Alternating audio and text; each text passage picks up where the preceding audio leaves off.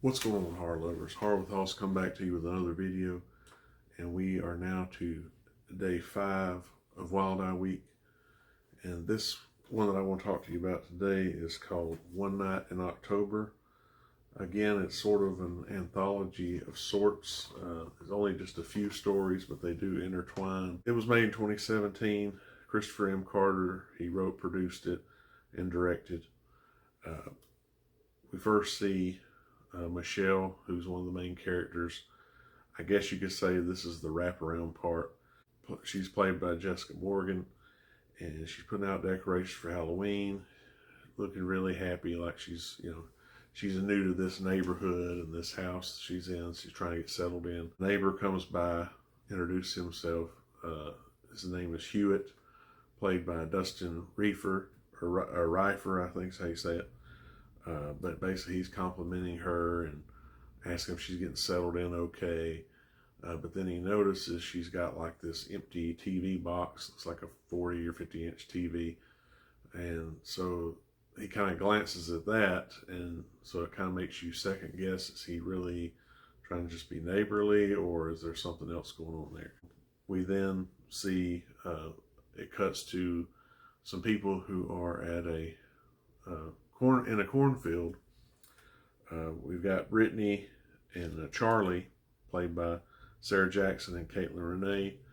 They're a couple, and they're walking and enjoying being out. This first time that they've been out in a cornfield before, and they end up seeing as they're walking, there's a skull on the ground with like a red candle in it that had been burnt. So there's red candle all over this, and they're noticing that and trying to figure out what's that doing out here.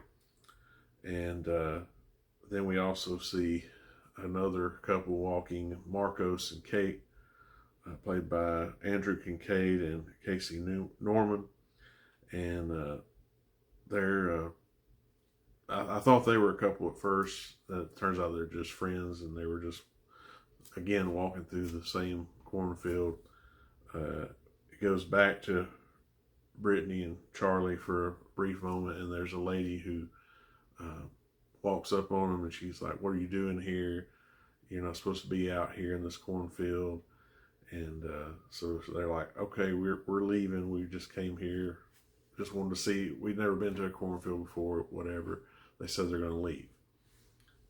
So they meet back up with Marcos and Kate, and they end up finding another candle that's rolled up like in a corn husk, and they decide to pick it up and take it with them. Then it jumps to outside of a bar restaurant, and we see two ladies having a conversation, those being Emma and Maggie, played by Rachel Netherton and Brianna Roberts. And Maggie is inviting Emma to a party. Maggie's dressed up like in a cat costume, with the ears, painted on, whiskers, whatever. And Emma's like, "No, I'm just gonna go home," or whatever. Marcos calls Maggie and he's trying to talk to her, but his call ends up getting cut off. And so she decides she's gonna head on to the party without him. So then it cuts back to Michelle. She's heading out on foot, going into town, I guess, just to enjoy a little bit of the evening.